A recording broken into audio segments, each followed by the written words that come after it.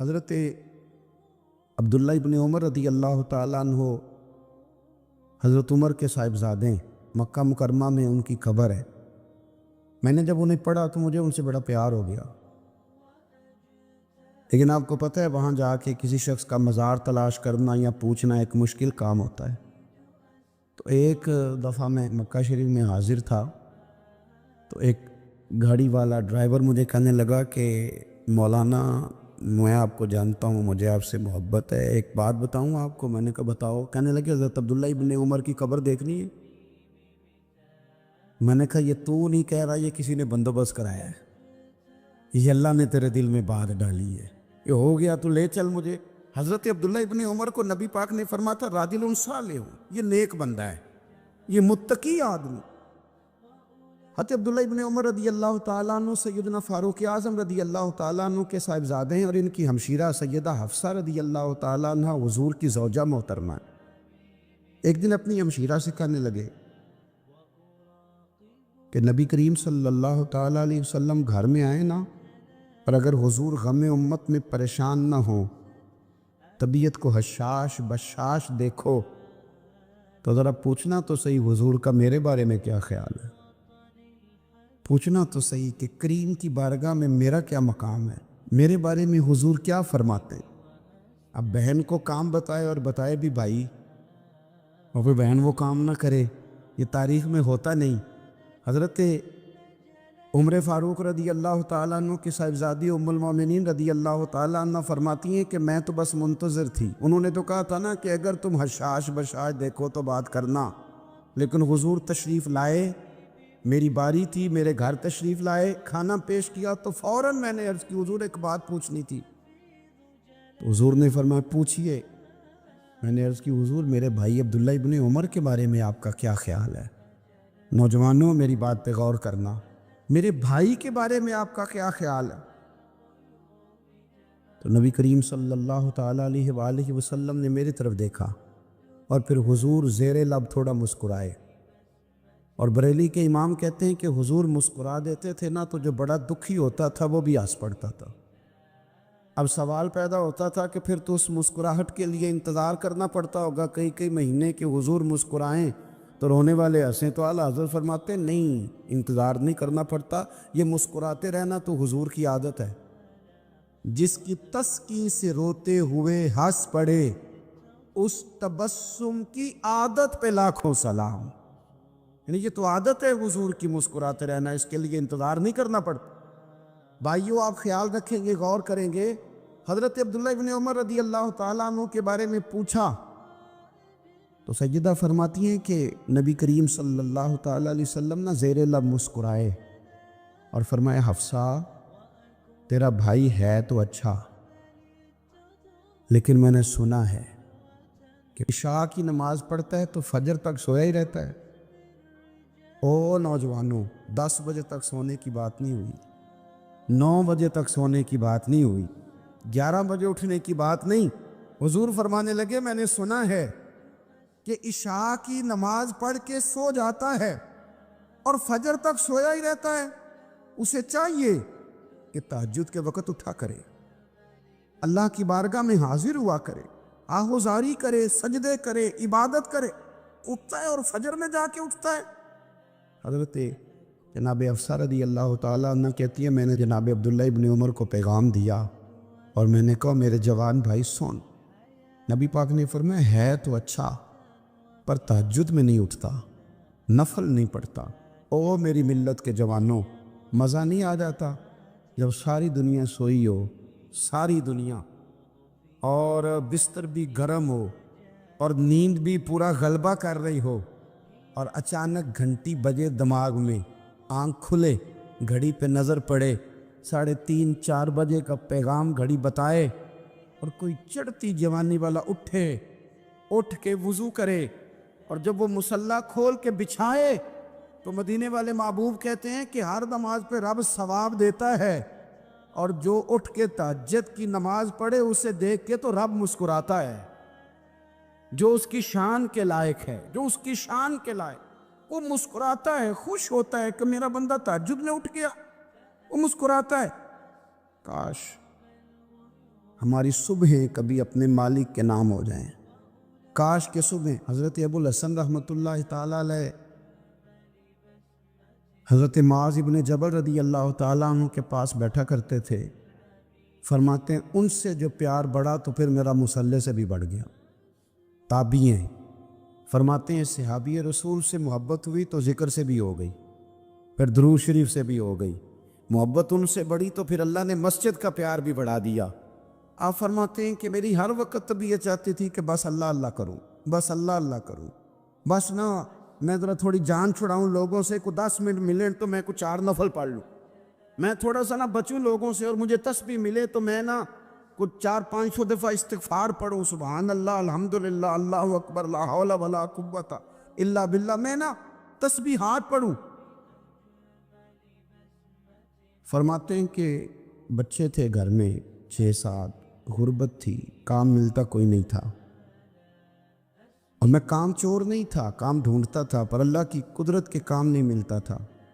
فرماتے ہیں کہ میں نے ایک دن اپنی اہلیہ سے کہا کہ آج میں پھر جاتا ہوں کام ڈھونڈنے، تو میری بیوی بڑی فرما بردار تھی، پر اس دن نا غربت کے ہاتھوں تنگ آ کے کہنے لگی آج نانا کوئی تو چیز لے کے آیا، تو مجھ سے بچوں کی بھوک نہیں دیکھی جاتی، یہ سب روگاں دا روگ محمد جس دا نام غریبی، کنڈ بلا کے لنگ جاندے نہیں دوست یار قریبی، آج نہ کچھ لے کے آیا تو میں بچے لے کے چلی جاؤں گی۔ شیخ فرماتے ہیں کہ میں بڑا پریشان گھر سے نکلا، پر میں نے صبح سے لے کے زور تک کام ڈھونڈا، کام ملا کوئی نہیں، تو میرے دل میں خیال آیا چلو کام نہیں ملتا تو اللہ اللہ تو کرے نا، چلو بندوں کی مزدوری نہیں ملتی تو رب کریم کی عبادت ہی کرتے ہیں۔ فرماتے ہیں کہ میں نے نا فرات کے پانی سے وضو کیا، نہر کے، شدید دھوپ تھی، ساتھ ریت تھی اور ریت تپ رہی تھی، میں نے اپنا رومال وہیں مصلی کے طور پر بچھا لیا، اور فرماتے ہیں کہ زور سے لے کر عصر تک نماز پڑھی، دھوپ بھی پورے زور پہ، پر میرے سجدے کا ذوق بھی پورے زور پہ۔ فرماتے ہیں سورج بھی چمک رہا ہے اور رب کی عبادت کا ذوق بھی پورے زور پہ، میں سجدہ کروں تو پھر میرا اٹھانے کو جی نہ چاہے۔ میرے استاد لکھا کرتے تھے، یہ ان کا شعر ہے، وہ کہا کرتے تھے مجھے سوز دے، مجھے ساز دے، اور مجھے نیم شب کا نیاز دے، دم سجدہ خود کو میں توڑ دوں، مجھے ایسا ذوق نماز دے، اور میں تیری بہار کا پھول ہوں، میں کھلا بھی ہوں تو تیرے لیے، مجھے میری شاخ سے توڑ لے، مجھے اپنی زلف کا ناز دے۔ بھائی فرماتے ہیں کہ عصر تک میں نے نفل پڑھے، دل ڈھلنے لگا، عصر کی نماز پڑھی اور میں وہاں سے چلا۔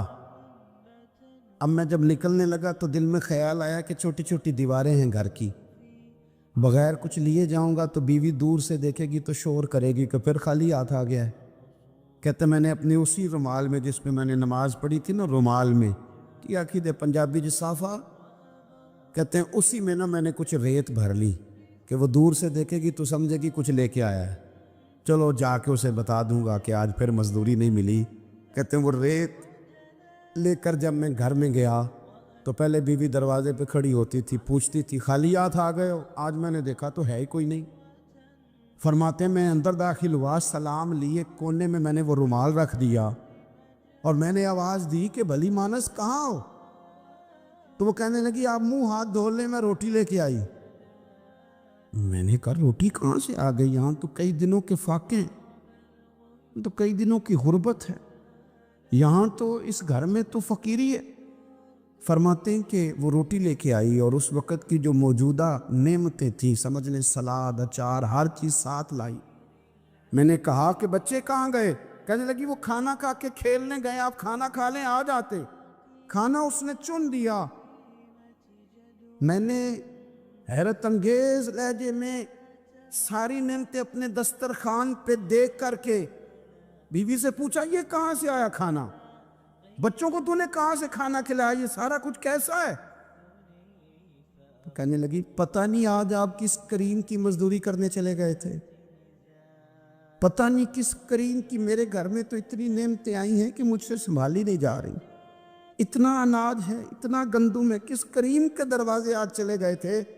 یہ کہتے کہتے وہ اٹھی اور اٹھ کر کے کہنے لگی پہلے ہی بڑا کچھ آیا تھا، اب کیا لے آئے ہو؟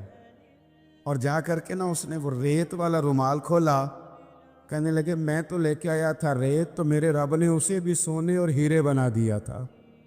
جب آپ کی توجہ اللہ کی جانب، میرے نبی پاک صلی اللہ تعالی علیہ وسلم نے فرمایا ہر چیز اپنے رب سے مانگ، ہر چیز مانگ، ہر چیز مانگ۔ یا رسول اللہ کیا کچھ؟ میرے محبوب نے فرمایا تیرے گھر میں نمک بھی ختم ہو جائے تو وہ بھی اپنے رب سے مانگا کر، تو مانگنا وہ تجھے دے گا، تو اس کی بارگاہ میں کشکول طلب دراز تو کرنا۔ اور ترمذی شریف میں عجیب لفظ ہیں، رسول کائنات نے فرمایا، رب کریم فرماتے ہیں جب میرا بندہ ہاتھ اٹھاتا ہے نا تو مجھے حیا آتی ہے کہ میں خالی کیسے لوٹا دوں اس کے۔ اتنے بڑے بادشاہ کی بارگاہ میں، او بھائی لوگوں سے عزتیں تلاش کرتے ہو تو وہ کیا تمہیں عزت دیں گے؟ وہ تو کل اچھا کہتے ہیں پرسوں برا کہنے لگ جاتے ہیں۔ لوگوں کے سامنے گڈ بک میں آنا چاہو گے تو وہ تو سویرے تمہارے بارے میں کچھ کہیں گے، شام کچھ اور کہیں گے۔ اپنی روحانی زندگی آباد کریں، اپنے مسلح کو وقت دیں، اور دنیا سے چھپ کر اس موبائل کو بند کر کے اور اپنے آپ سے بھی چھپ کے اور تنہا ہو کے چھپا کے سارا کچھ اپنے آنسو اپنے رب کی بارگاہ میں پیش کریں، اس کے حضور حاضری دیں۔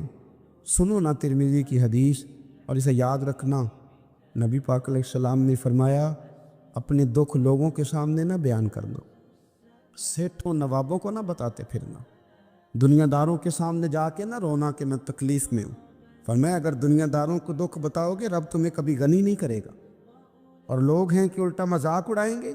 آپ کی جس سے بڑی پکی یاری ہے نا، پکی، وہ تب تک پکی ہے جب تک آپ نے 50,000 مانگا نہیں، اور جس وقت آپ نے کہہ دیا کہ میں مجبور ہوں میری مدد کر تو پھر ختم ہو گئی دوستی۔ لوگوں کے تعلقات آپ کے ساتھ تب تک ہیں جب تک آپ ان سے کوئی ضرورت وابستہ نہیں کرتے۔ کریم محبوب فرمانے لگے بندوں کے سامنے دکھ نہ بیان کرنا، اللہ تجھے کبھی غنی نہیں کرے گا، تو اپنے دکھ اپنے رب کو بتا، تو دعائیں مانگ، تو اس کی بارگاہ میں حاضر ہو، تو اس کے حضور عرض کر۔ فرمایا اپنے دکھ اپنے رب کو بتا، وہ جلدی کرے یا دیر سے کرے تجھے ساری دنیا سے بے نیاز کر دے گا، تجھے کسی کا محتاج نہیں رہنے دے گا۔ اپنے مسلح کو، اپنی دعاؤں، ایک بزرگ فرماتے ہیں میں نے دعا مانگنے کا طریقہ اپنی بیوی سے سیکھا، دعا مانگنے کا طریقہ اپنی، سیکھنے والے تو اپنے بچوں سے بھی سیکھ لیتے ہیں، سیکھنے والے تو ہر ایک سے سیکھتے ہیں۔ وہ کہتے ہیں میں نے دعا مانگنے کا سلیقہ اپنی بیوی سے سیکھا ہے۔ حضرت وہ کس طرح؟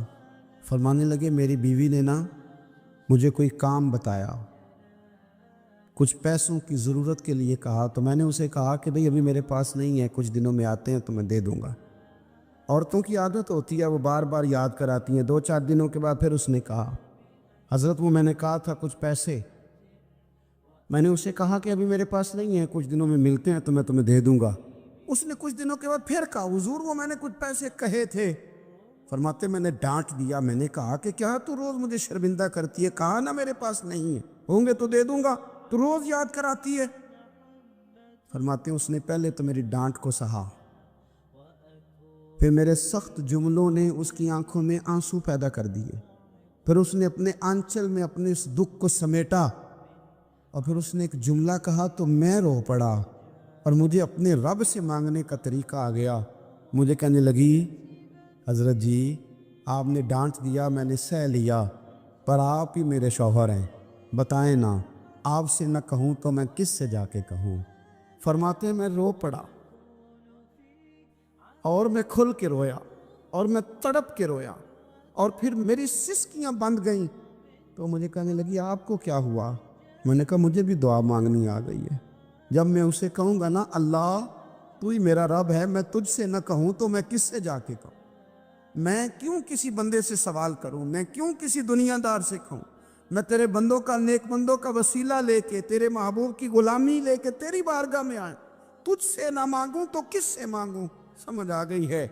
جب میں اس رنگ میں مانگوں گا تو تیرا رب میرے اوپر بڑا ہی فضل فرمائے گا، وہ میرے اوپر بڑی رحمت کرے گا، وہ میرے لیے آسانیاں کرے۔ عزیز دوستو ہم اس طرح کرنے لگ گئے ہیں کہ ہم نے نا اپنے تعلقات پر اعتماد کرنا شروع کر دیا ہے۔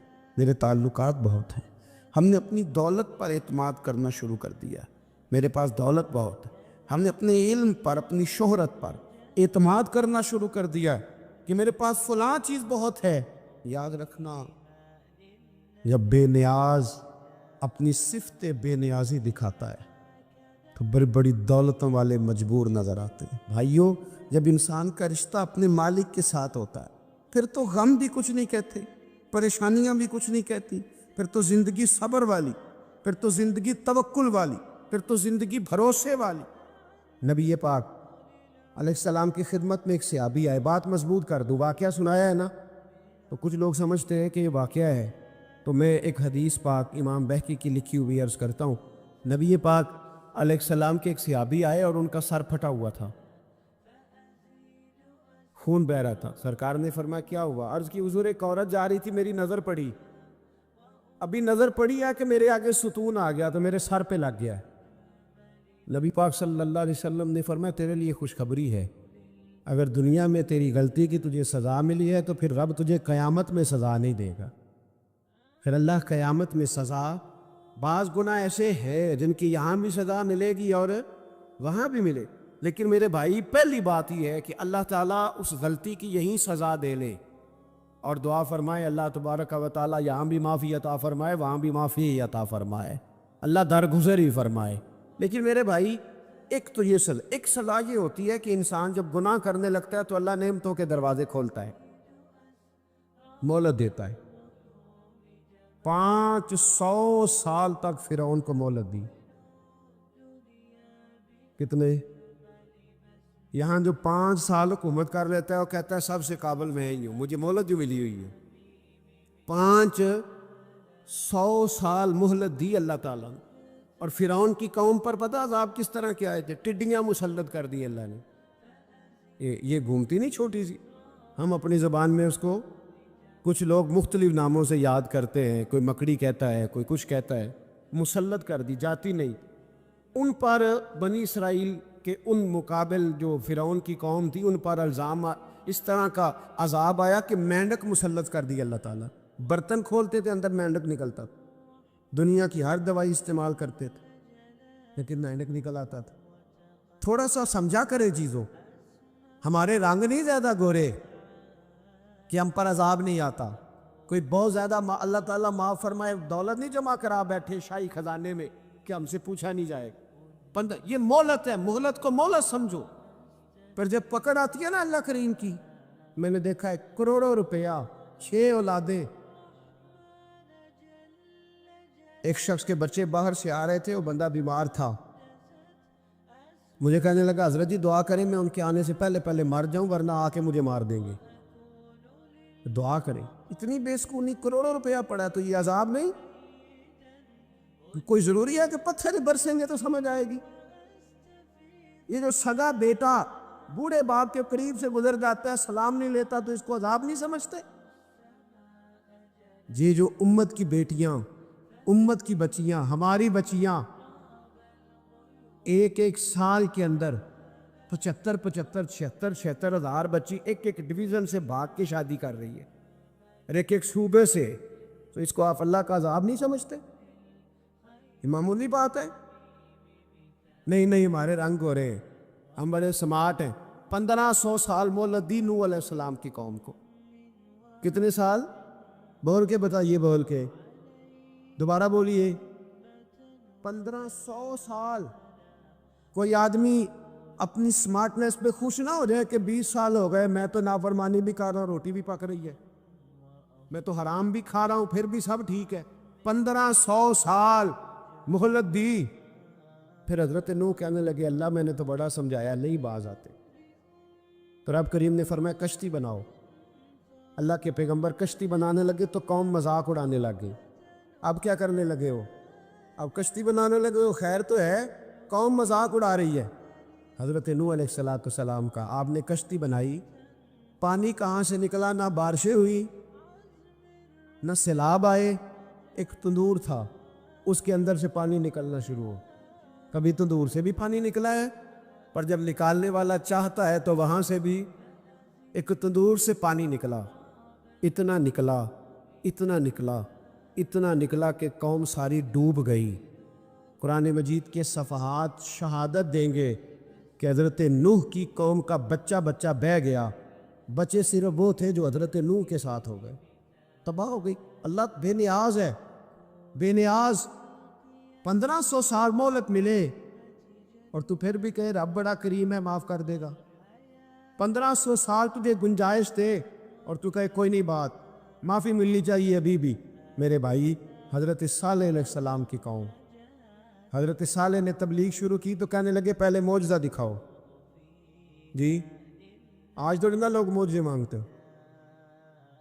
ہیں، آج بھی لوگ کرامتیں اور معجزے، اللہ معاف کرے، جو چیزیں معجزہ تو ہو نہیں نہ سکتا، لیکن آج بھی لوگ، آپ یقین کریں، کہتے ہیں یہ بڑی نمازیں پڑھتا ہے تو پھر بخشا کیوں نہیں گیا، پھر کیوں نہیں منو سلوا کیوں نہیں اترا اس پر، پھر میں بھی اسی طرح ہی ہوں، کیا اس کے اندر خوبی آ گئی؟ مولوی بھی ویسے ہی ہے، صوفی بھی ویسے ہی ہے، لوگ مان نہیں رہے، وہ دلیلیں مان نہیں رہے، ابھی بھی لوگ بحث نہیں کرتے، کیا فرق آ گیا؟ ابھی ویسے ہی ہیں سارے۔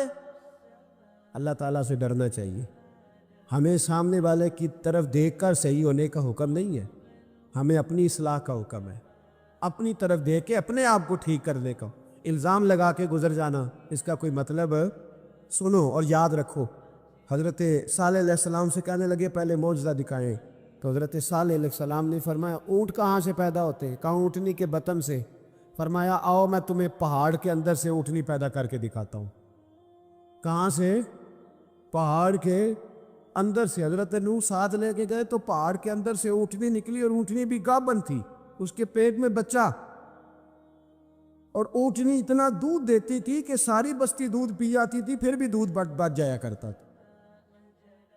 لیکن حضرت نوح علیہ السلام نے فرمایا اب تم نے دیکھ تو لیا ہی اسے، یہ جتنا دودھ دے گی روٹی بھی اتنی کھائے گی، ایک دن تم سارے پانی پیو گے، ایک دن یہ سارا پانی پیا کرے گی، ایک دن تم سارے باقی جانوروں کو گھاس کھلاؤ گے، ایک دن یہ اونٹنی، اور اونٹنی کا نام کیا؟ ناقۃ اللہ، اللہ کی اونٹنی۔ کس کی اونٹنی؟ نام کیا ہے؟ اللہ کی، یہ اللہ کی اونٹنی ہے۔ تو حضرت نوح علیہ السلام کی اونٹنی فرمایا اس کی بے ادبی نہ کرنا۔ باز نہیں آئے لوگ، باز نہیں آئے، کہنے لگے جی دودھ دینا تو ٹھیک ہے، پر یہ جو سارا پانی پی جاتی ہے نا، یہ صحیح نہیں، یہ جو ساری گھاس کھا جاتی ہے یہ نہیں تھی، دودھ دینا تو ٹھیک ہے پر یہ نہیں صحیح۔ آپ نے فرمایا اسے کچھ نہ کہنا، اللہ کی اونٹنی ہے۔ میں کہا کرتا ہوں ان لوگوں نے ناقۃ اللہ کی بے ادبی کی، حضرت نوح علیہ السلام کی اونٹنی کی ٹانگیں کاٹ دی، صالح علیہ السلام۔ اور دیکھو اللہ بڑا بے نیاز ہے، اگر پیدا کرنا جانتا ہے تو حفاظت کرنی نہیں جانتا، لیکن رب کریم نے فرمایا نہ کرنا۔ انہوں نے ان کے پیر کاٹ دیے، کانوں پہ چھریاں لگائیں۔ اونٹنی جب مر گئی، اونٹنی اللہ تبارک و تعالیٰ کی اونٹنی جب مر گئی تو حضرت صالح علیہ السلام کی قوم پر رب کریم نے زلزلہ بھیجا، اذا زلزلت الارض زلزالہا، جب زلزلے آئے گے، اور جب ان کا زلزلہ آنا ہے، زلزلہ آتا ہے نا، کیا کرتی ہے قوم؟ لا الہ الا اللہ، لا الہ لا الہ الا اللہ، کلمے جاری ہو جاتے ہیں۔ بلکہ ایک دفعہ ایسا بھی ہوا کہ مسجدوں میں اعلان ہونے لگے زلزلہ آ رہا ہے، جو فجر کے لیے نہیں اٹھے زلزلے کے لیے وہ بھی اٹھ گئے، جن کا دعویٰ ہے نا میری سویرے آنکھ نہیں کھلتی، ان کی لگی نہیں کتنے گھنٹے، بعد میں بھی نہیں لگی، ٹی وی پہ اعلان ہوتے رہے کوئی نہیں آ رہا، سو جاؤ چپ کر کے، لیکن آنکھ لگی۔ موت سے تو ڈرتا ہے، اللہ سے ڈرتا ہی نہیں، موت کا خوف ہے رب کا نہیں۔ زلزلہ آیا، ساری قوم تباہ ہو گئی۔ بتاؤ اگر ناقۃ اللہ کی گستاخی ہو تو اللہ ناراض ہو جاتا ہے، اور اگر اولیاء اللہ کی ہو، اگر اولیاء اللہ کی ہو تو رب ناراض نہیں ہوتا؟ شرم نہیں آتی لوگوں کو داتا صاحب کی بے ادبی کرتے؟ شرم نہیں آتی لوگوں کو غوث اعظم کی گستاخی کرتے؟ حیا نہیں آتی جنہوں نے دین پھیلایا ان کی بے ادبی؟ میں درد سے کہتا ہوں، رو کے کہتا ہوں، اور اگر کلیجہ پھٹ سکے تو میں دکھاؤں زخم کتنے۔ ایک حج کے موقع پر ایک بابا جی، اس سال 4,80,000 روپے کا پرائیویٹ حج تھا، اور بابا جی کی کیفیت کمزور تھی، بیچارے بیمار تھے، اس کے باوجود وہ گئے۔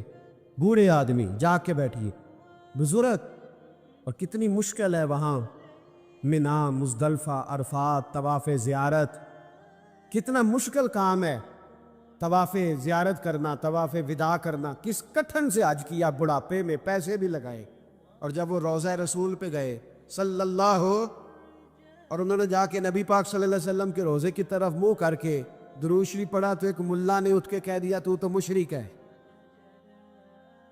تو میری روح کانپی. میں نے کہا تجھے شرم نہیں آئی, حیا نہیں آئی؟ اس کی عمر دیکھ, کس بڑھاپے میں کہاں سے چلا کہاں آیا. یہ مشرک ہوتا تو کسی مندر میں جاتا, یہ مشرک ہوتا تو کسی گرجے میں جاتا. یہ مشرک نہیں, یہ مومن ہے. اور یہ وہ والا مومن ہے جس کے سینے میں دل جب دھڑکتا ہے تو خالی دھڑکتا نہیں, ساتھ وہ محمد عربی پہ درود و سلام بھی پڑھتا ہے. شرم نہیں آتی لوگوں کو؟ اتنی بڑی گستاخی کرتے ہیں. جو روزہ رسول پہ آیا مشرک ہے. میں نے دیکھ مولوی کو صاف صاف کہا تھا, میں نے کہا اگر میں مشرک ہوں تو نکالو, مشرک کا داخلہ تو یہاں ویسے ہی منع ہے. شرم نہیں آتی؟ اپنی زبان کا ایک پاس کرو کچھ. اتنا ظلم, اتنی بڑی فرقہ واریت امت میں, اتنا امت کو تقسیم کرتے ہو, تمہیں شرم نہیں آتی؟ جہاں سے اتحاد کا پیغام دینا چاہیے وہاں سے تم لوگوں کو فرقے کا پیغام دیتے ہو, ایک مقصود فرقے کی تبلیغ کرتے ہو. خدا را, تو میں کہہ رہا ہوں ناقت اللہ کی بے ادبی پہ عذاب آتا ہے, تو اولیاء اللہ کی بے ادبی پہ نہیں آتا. داتا صاحب ساری زندگی کی تبلیغ کرتے رہے, ایک آدمی نے اٹھ کے کہہ دیا جناب وہ تو شرک کا اڈا ہے, تو رب کریم ناراض نہیں ہوتا ان باتوں سے؟ ہمیں خیال کرنا چاہیے, اللہ سے ڈرنا چاہیے. ان چیزوں سے عذاب آتا ہے اور آ رہا ہے. اللہ تعالیٰ ہمیں محفوظ فرمائے. اللہ ہمیں اس سے, قوم لوط پہ بھی عذاب آیا. ہم جنس پرستی, مرد مردوں سے بدکاری کرتے. حضرت نوح نے سمجھایا کہ یہ کام درست فطرت کے خلاف ہے, یہ کام درست نہیں. جب انسان یہ کام کرتا ہے تو زمین اور آسمان کانپتے. اب میں کیسے کھول کے بتاؤں, میرے پاس اعداد و شمار ہے کہ پاکستان کے اندر اس کام کی کیفیت کیا ہے اور کس طرح کر کے لوگ, میں تو رونا روتا رہتا ہوں داڑھی کا. لوگ کئی دفعہ کہتے ہیں حضرت صاحب پہلے بھی آئے تھے تو داڑھی کی بات, پھر بھی آئے تو داڑھی کی بات. تو میں رونا روتا ہوں, اس لیے روتا ہوں کہ جو کلین شیو نوجوان ہوتا ہے وہ امرد کے حکم میں ہے, اس پر وہی حکم لگتا ہے جو عورت پہ لگتا ہے. اس کے ساتھ مرد کا اٹھنا بیٹھنا اسی طرح نہ جائے گا جس طرح عورت کے ساتھ. حضرت جنید بغدادی رحمت اللہ تعالیٰ علیہ کے سامنے ایک شخص نے کہا وہ کتنا خوبصورت نوجوان جا رہا ہے, تو آپ فرمانے لگے تو حافظ قرآن نہیں؟ کہا ہاں. فرمانے لگے جا اپنے حفظ کی خیر منا. وہ شخص کہتا ہے میں نے اس بغیر داڑھی والے کلین شیو نوجوان کو بری نظر سے دیکھا, مجھے قرآن پاک ہی بھول گیا, سارا قرآن پاک بھول. اور کتنے سال میں دعائیں کرتا رہا, بیت اللہ کے طواف کرتا رہا, میں یاد بھی کرتا تو نہیں ہوتا. کیسے اب تو ہمارا نعت کہاں بیوٹی پارلر سے ہو کے آتا ہے, ہم کسی اور کو کیا پیغام, وہ پیغام, وہ نظام, وہ طریقہ کار جس کا حکم تھا شریعت میں. قوم لوط پر عذاب آیا.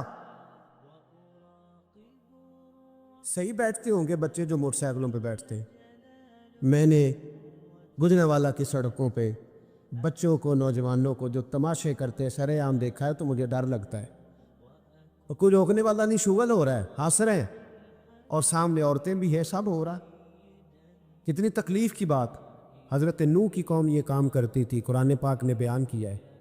حضرت نوح نے سمجھایا, فرمایا رب کریم نے تمہیں اپنی خواہش پوری کرنے کے لیے جائز طریقہ عطا فرمایا, عورتوں سے نکاح کرو, اور اس نکاح کی برکت سے جو اللہ تمہیں اولاد دے گا اس کو اللہ تبارک و تعالیٰ تمہارے لیے باعث بخشش بھی فرمائے گا. لیکن جب قوم نہ مانی تو جو قوم لوط کا عمل کرے اس کا علاج قرآن نے بیان فرمایا کہ آسمان سے پتھر برسیں گے. پھر پتھر برسے, اور جن کے بڑے بڑے اچھے دماغ تھے ان کے دماغ چکنا چور کر دیے گئے, تباہ کر دیے گئے, ان کے دماغ زمین پر بچھاڑ دیا گیا. اللہ مہلت دیتا ہے, لیکن اس کا مطلب یہ نہیں کہ انسان توبہ ہی نہ کرے. حضرت شعیب علیہ السلام کی قوم پر بھی عذاب آیا, اس لیے کہ بددیانتی کرتی تھی, ناپ تول میں کمی کرتی تھی. میں نے کہا تھا شب قدر کی رات کہ یہ کوئی تماشا ہے کہ شب رات آئی تو ساری رات روتے رہے, یا اللہ معاف کر دے, یا اللہ معاف کر دے, رو رو کے چیخے مار مار روئے. شب قدر آئی تو پھر چیخے ماری, ساری رات روئے. تو جس بندے کا پروگرام ہی نہیں سویرے بدلنے کا, دکان پہ بیٹھ کے پھر وہی ناپ تول میں کمی, پھر وہ اللہ تعالیٰ معاف کرے. میں ایک مضمون پڑھ رہا تھا تو وہ فوڈ کے اسپیشل لوگ میں لکھا تھا مہربانی کرو ملاوٹ ہی اچھی چیز کی کر لو, مرچ میں کیری تو نہ ملاؤ اینٹوں کی, وہ تو بیمار کرتی ہے. وہ تو خون کی آنتوں کو روک دیتی ہے. وہ کہنے لگا اور وہ کہتا ہے میں تمہیں بتاتا ہوں کون کون سی چیز ملائی جا سکتی ہے وہ ملا لو. خدا را اس قوم پہ رحم کرو, اس طرح نظام نہیں چلتا.